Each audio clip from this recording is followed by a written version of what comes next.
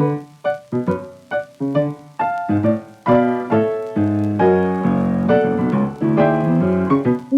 why you are leaving, but also know what you are moving towards.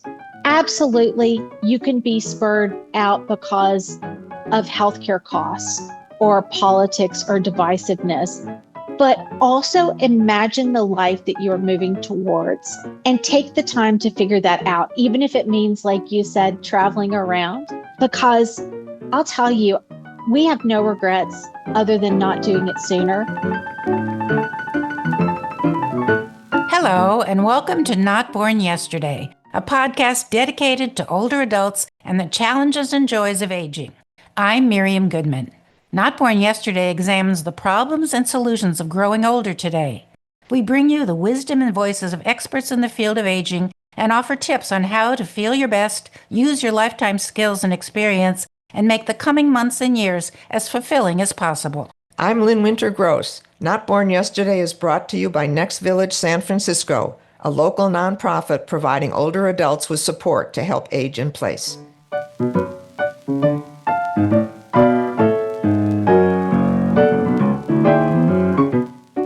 Today on Not Born Yesterday, we're talking about making a dream a reality.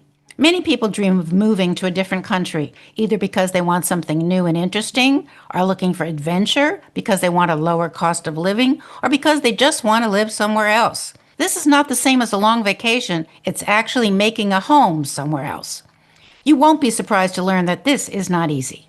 With so many countries in the world, it may be difficult to make a choice. How do you determine which one is right for you? Not only is there an adjustment period, bureaucracy, paperwork, language barriers, safety concerns, and healthcare access to worry about, but there's also the emotional side of leaving home.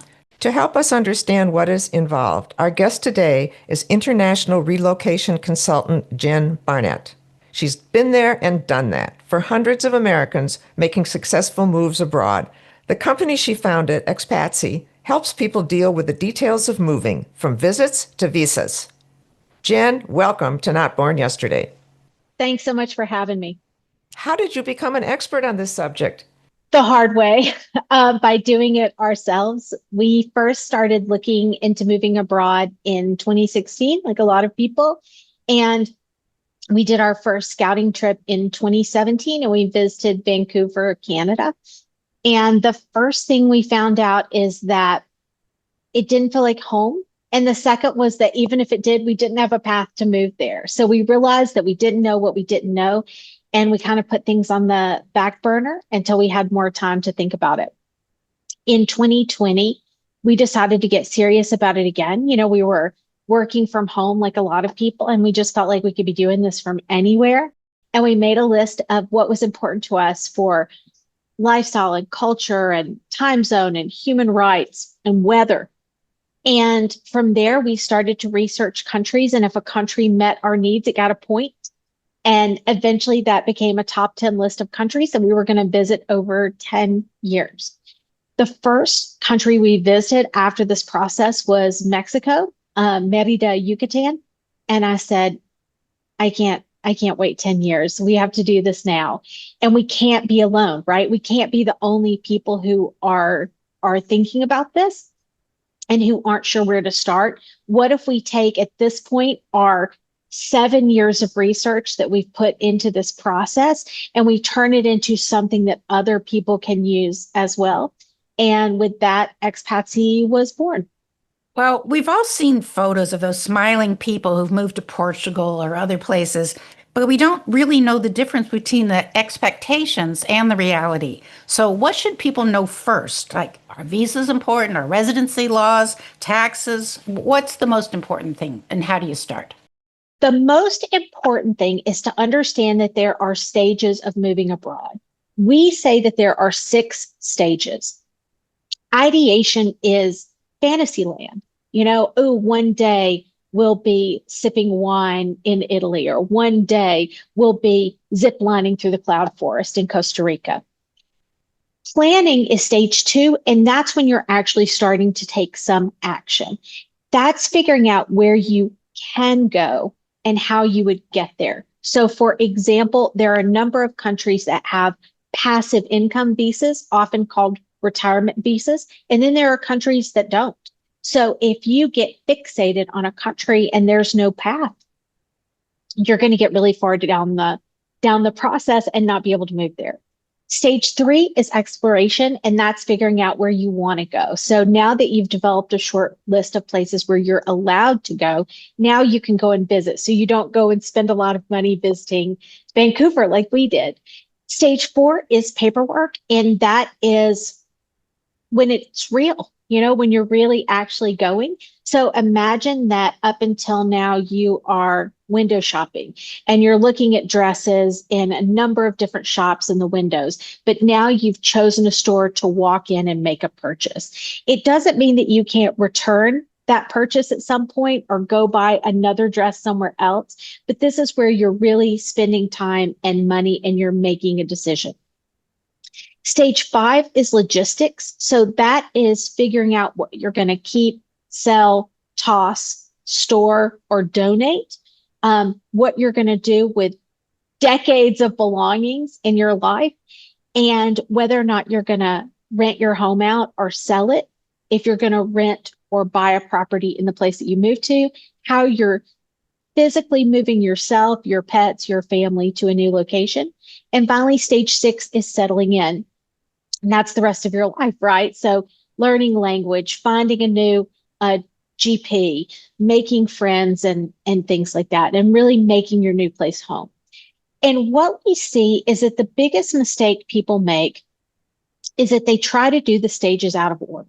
It's not to say that you can't get down the path and need to retool. You're in stage 4, you're about to do the paperwork, and you decide, you know what, I'm not sure. I want to go back to stage 3 and do a little more exploration. That's totally fine. But what we see people do is they'll be in ideation and they'll spend all their time playing on Duolingo, learning a language. And it's fun, right? And it feels productive. But if you spend all your time learning Italian and then it turns out you can't move to Italy, that was not wasted time, but it certainly didn't get you towards your move abroad goal. The same thing, another big draw is to look at houses online, to look at €1 houses in Italy, or to look on Idealista and imagine all these wonderful homes. Well, if you don't know if you can buy property there or where you're going, then that is a fun diversion, but you might as well be scrolling on TikTok. It's not really going to get you where you want to go. The other biggest mistake we see is that people try to accomplish all 6 stages at once. And so 1 minute they're trying to figure out what to do with all their kids' baby teeth, and 1 minute they are looking to see if they can ship their car, and the next minute they're looking to see what their visa type options are. And the problem there is that they just get overwhelmed and they get paralyzed and stuck. So what we recommend is to treat it just like you're doing anything else. You absolutely can do it, but you just have to put one foot in front of the other and trust that future you is going to solve future obstacles or concerns that come up when they happen. Jen, I have a question before we move ahead. What made you decide that life would be better outside of the United States? What made you think living abroad would be better? That's a great question. And it's twofold. One is that I had always had a dream of living abroad.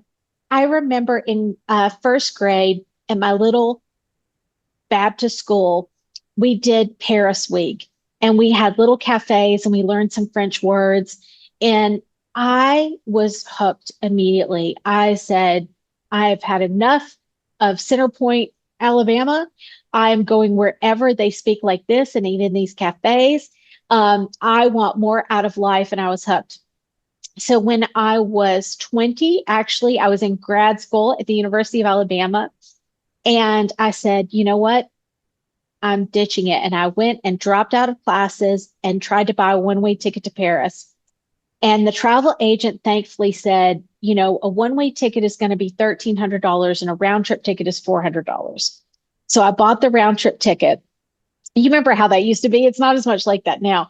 But and that's when I found out, oh, you can't just pick up and move to France just because you want to. It's not as easy as that. So I had always had that dream.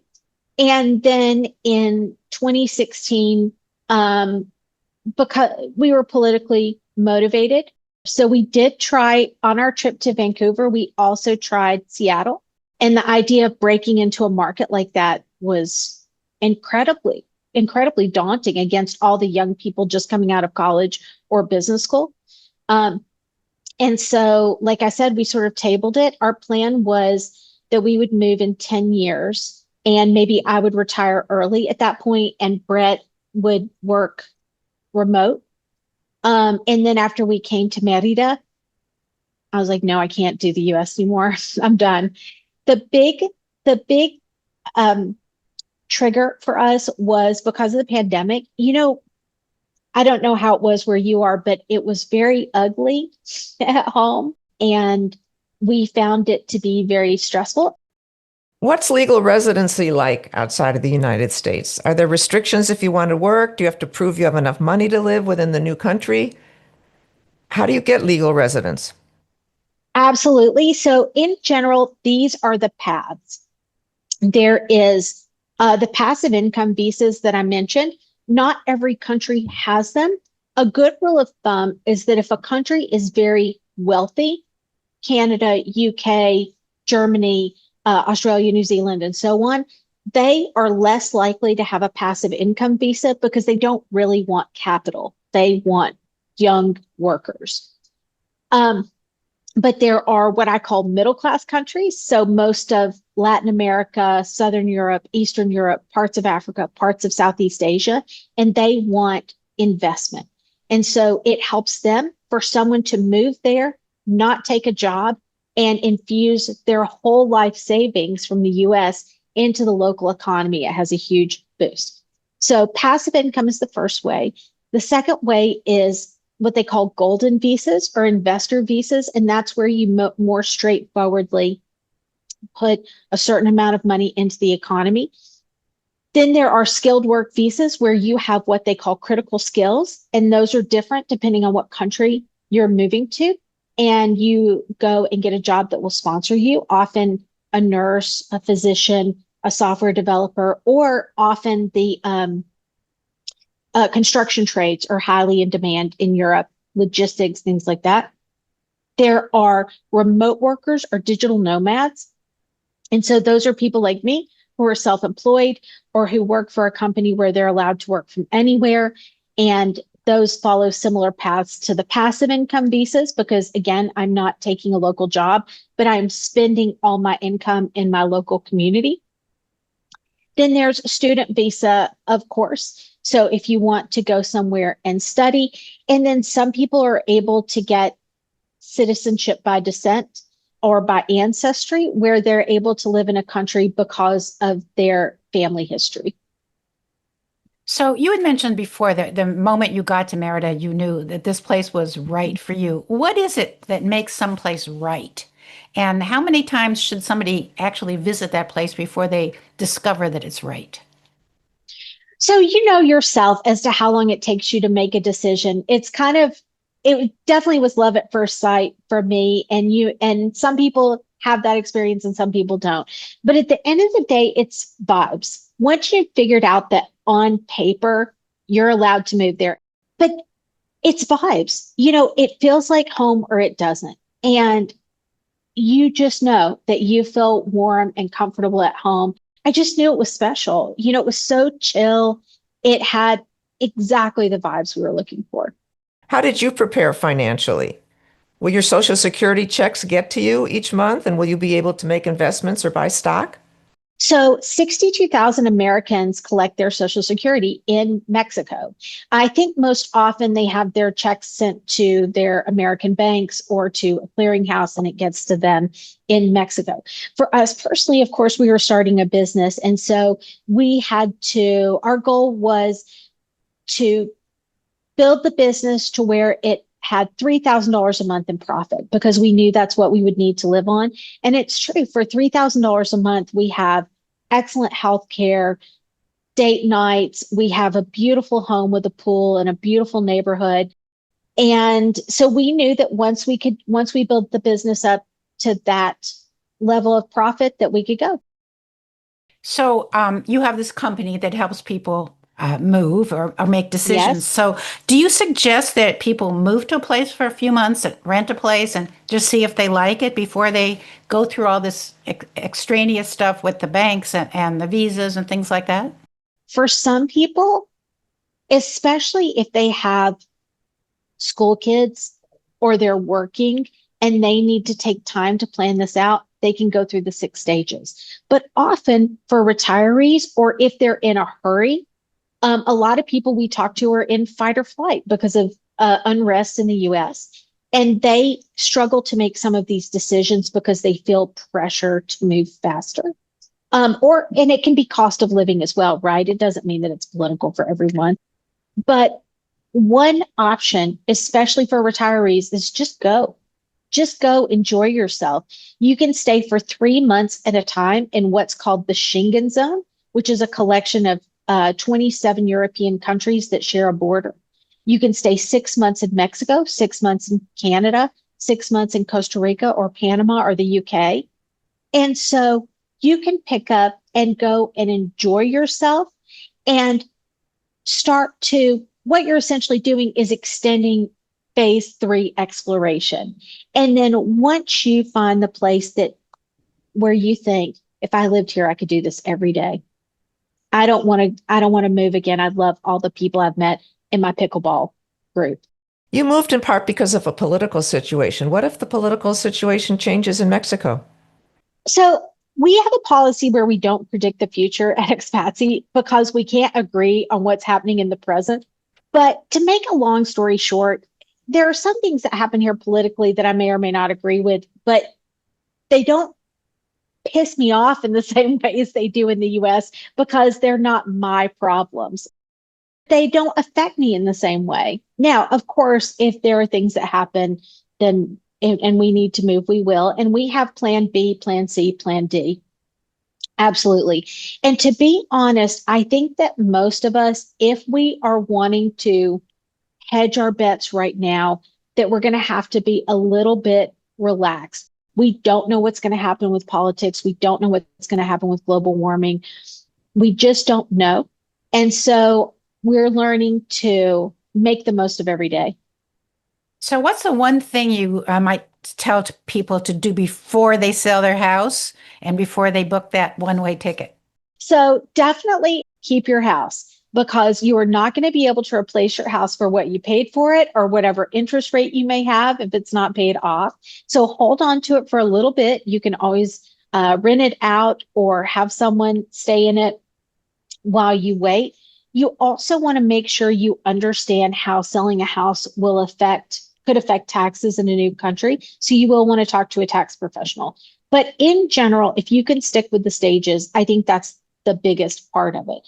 Now, for us, I think you had asked what we do, and we started by offering help choosing countries. We have something called the Expatsi test, and you can take the Expatsi test and it will recommend countries for you. So we have recently launched an app that will walk you step by step by step through all 6 stages and offer all the services that you need along the way. Most important, what we offer is community. Our goal is to be, the new American diaspora and keep us all connected, help encourage us to be thoughtful residents of where we move and mindful of the local cultures and understand how our presence may or may not affect people where we're going, and to also stay connected with each other. This is not a time to not be able to ask for help. It takes all of us. And I think that a lot of Americans are starved for community. And so we want to offer that community with each other and locals wherever we're moving. So this is a global community. This isn't necessarily the community in which you move. That's right. And what about forming a community in which you move? How does that start when you move into a new city or a new country? Most Mostly there are two ways. One is expats, right? So, and that's definitely your soft landing, is to meet other people who've already done it. Next is to meet people from the new country and all over the world. And that's by participating in the things that are important to you. So, for example, we like to get involved with the startup community. If you like to play cards or pickleball or attend a certain church or synagogue, then to get involved in those kind of communities in your new place, book club, fun things like that, so that you can socialize and make friends. Absolutely, the amount that you get connected in your new community is a direct correlation to how likely you are to be successful with your move. What are some emotional adjustments people have to be prepared to make? I mean, moving anywhere is always disorienting. So, what about missing your family? What about loneliness? Yes, I think that it's easier to build community when you move abroad. It's sort of like being a freshman in college where everyone is just sort of open, but you have to make yourself do it, right? And leaving family can be difficult. I think one thing about moving after the pandemic was that we had grown accustomed to not seeing people in person as much as we used to. So staying connected in modern ways that we aren't used to. A lot of families now, though, are looking to move as multi-generational families. And so we help them try to find places where maybe mom and dad can be retired and their kids have their self-employed business, and maybe their kids are entering college or are high schoolers. And that's really common too. So we try to find solutions for everyone. Do you suggest people contact the expat community before they move just to try it out?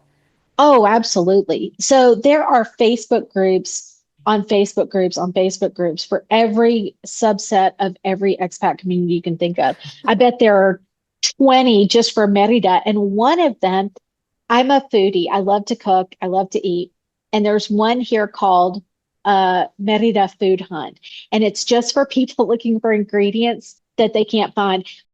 Just connecting in those sorts of ways are really meaningful. But I was in the groups for 2 years before we actually moved here. Once we took our first scouting trip and I knew we loved it, we came back and did a second scouting trip. I think you'd asked about that. It depends how long it will take for you. We did 10 days on our first trip, tried different neighborhoods. We visited again because we wanted to visit during bad weather.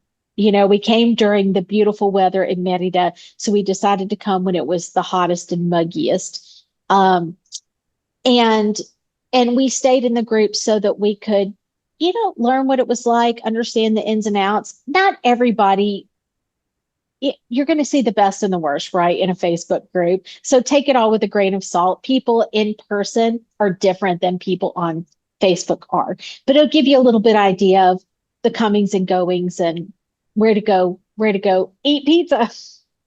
I just wonder, how does one learn the local customs, and how do you avoid unintentionally insulting a local person? Okay, so here is the advice I would give you is the most important thing is to learn that it is okay if somebody yells at you for touching the fruit. That is the biggest piece of it, is to just develop a little bit thick skin and say, you know what, this isn't personal. I broke a custom. I'm not going to do it again, because you can't avoid it. You can read as much as you want, and then some of it is not true. Like some of the things that you read, when you actually talk to people, it's not as big of a deal, but you get a lot of leeway as a foreigner. People really are kind, and you get back what you put out. If you are kind, if you say, "I'm so sorry, I'm learning Spanish. My Spanish is bad, but I'm learning," we get nothing but kindness in return. So, what's your last bit of advice for anyone who's considering, for whatever reason, considering leaving the country? What was your best advice for them? Know why you are leaving, but also know what you are moving towards. Absolutely, you can be spurred out because of healthcare costs or politics or divisiveness, but also imagine the life that you're moving towards and take the time to figure that out, even if it means, like you said, traveling around. Because I'll tell you, we have no regrets other than not doing it sooner.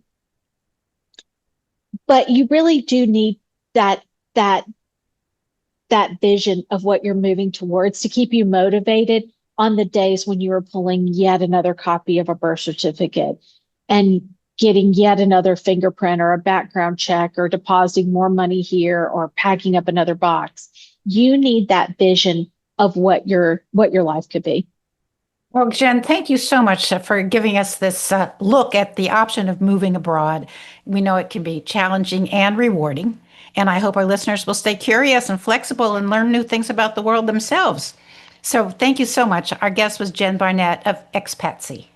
Thank you so much for having me. I enjoyed it.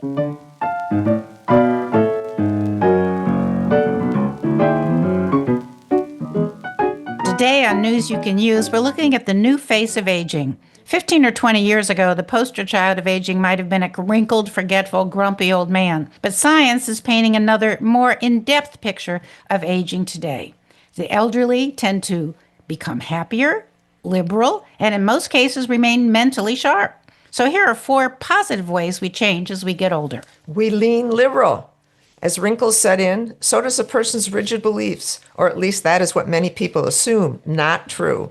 According to a survey of more than 46,000 Americans. While the study didn't follow individuals as they aged, the result represents snapshots of the changing attitudes of respondents in different age groups. Over time, adults' attitudes got more liberal regarding politics, economics, race, gender, religion, and sexuality. Also, we need less sleep. In a study of healthy adults who were allowed 8 hours of bedtime, the oldest group snoozed about 20 minutes less than the middle-agers, who in turn slept about 23 minutes less than the youngest group. The simplest explanation for the fewer shut-eye minutes: older adults need less sleep. Another explanation, and one supported by research as well, is that older adults just can't get the sleep they need, take longer to nod off, spend less time in deep sleep, and have more trouble staying asleep. In fact, more than half of men and women over the age of 65 say they suffer from at least one sleep problem, with many experiencing insomnia. We still enjoy a good laugh. Laughing is good for us.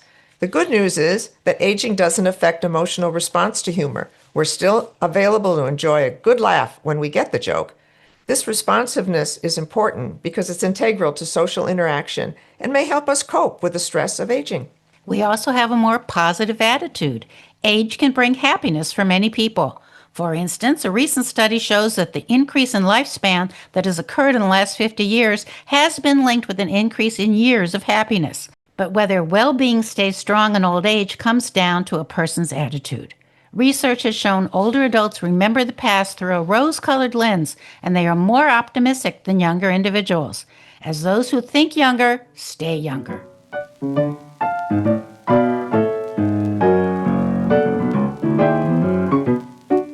And that's our podcast for today. Our thanks to our guest Jen Barnett of Expatsi. For more information about moving abroad, you can check out their website, expatsi.com. And you can learn more about Next Village San Francisco at their website, nextvillagesf.org, or by calling 415-888-2868. Our theme music is from Hook Sounds, and Jason Dahlstedt is our engineer. And we thank you for listening. We'd love to hear what you would like us to discover and discuss. Please contact us at notbornyesterdaypodcast.org. Follow us on Facebook and Instagram, and subscribe wherever you listen to podcasts. All of these are free and let us know our audience better. Be well, stay strong, and remember, you weren't born yesterday. I'm Lynn Winter Gross. And I'm Miriam Goodman.